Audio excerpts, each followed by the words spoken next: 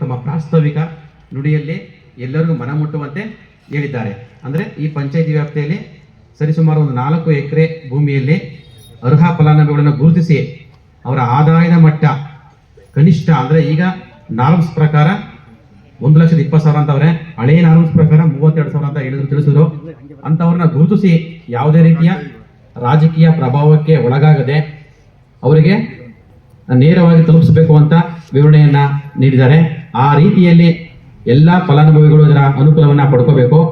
ಜೊತೆಗೆ ಪಂಚಾಯಿತಿ ವ್ಯಾಪ್ತಿಯಿಂದ ಬರುವಂತಹ ಎಲ್ಲ ರೀತಿಯ ಮೂಲಭೂತ ಸೌಲಭ್ಯಗಳು, ರಸ್ತೆ ಅಭಿವೃದ್ಧಿ ಇರಬಹುದು, ಚರಂಡಿ ಅಭಿವೃದ್ಧಿ ಇರಬಹುದು, ಕೊಟ್ಟಿಗೆ ಅಭಿವೃದ್ಧಿ ಇರಬಹುದು, ಬದುಗಳ ನಿರ್ಮಾಣ ಇರಬಹುದು, ಹಾಗೆ ನಮ್ಮ ಶಾಲೆಗಳಿಗೆ ದೊರೆಯುವಂತಹ ಸೇವಾ ಸೌಲಭ್ಯಗಳು, ಉದಾಹರಣೆಗೆ ಶಾಲಾ ಕಾಂಪೌಂಡ್ ವ್ಯವಸ್ಥೆ ಇರಬಹುದು, ಮೈದಾನದ ವಿಸ್ತರಣೆ ಇರಬಹುದು, ಹಾಗೆ ಮಕ್ಕಳ ಕಲಿಕೋಪಣೆಗಳಿರ್ಬೋದು, ಹಾಗೆ ಪೌಷ್ಟಿಕವನ ನಿರ್ಮಾಣ ಮಾಡಲಿಕ್ಕೆ ಈ ಪಂಚಾಯಿತಿ ವ್ಯಾಪ್ತಿಯಿಂದ ಸೇವಾ ಸೌಲಭ್ಯಗಳು ದೊರೆಯುತ್ತವೆ. ಈ ಒಂದು ಸೇವಾ ಸೌಲಭ್ಯಗಳನ್ನ ಅದನ್ನ ಯೋಗ್ಯ ರೀತಿ ನಾವು ಬಳಕೆ ಮಾಡಿಕೊಂಡು ನಾವು ಅಭಿವೃದ್ಧಿನ ಪಡಿಸಬೇಕು.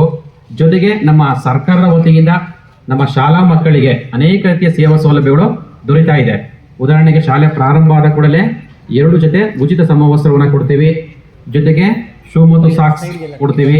ಹಾಗೆ ಪೂರಕ ಪೌಷ್ಟಿಕ ಆಹಾರ ಮೊದಲು ಮಂಗಳವಾರ ಮತ್ತು ಶುಕ್ರವಾರ ಕೊಡ್ತಾ ಇದ್ದೋ, ಆದರೆ ಈಗ ಪ್ರಸ್ತುತ ಎಲ್ಲಾ ಸರ್ಕಾರಿ ಶಾಲೆಗಳಲ್ಲಿ ವಾರದ 6 ದಿನವೂ ಸಹ ಪೂರಕ ಪೌಷ್ಟಿಕ ಆಹಾರ, ಮೊಟ್ಟೆ ಇರಬಹುದು, ಬಾಳೆಹಣ್ಣು ಮತ್ತೆ ಶೇಂಗಾ ಚಿಕ್ಕಿಯನ್ನ ವಿತರಣೆ ಮಾಡ್ತಾ ಇದೀವಿ.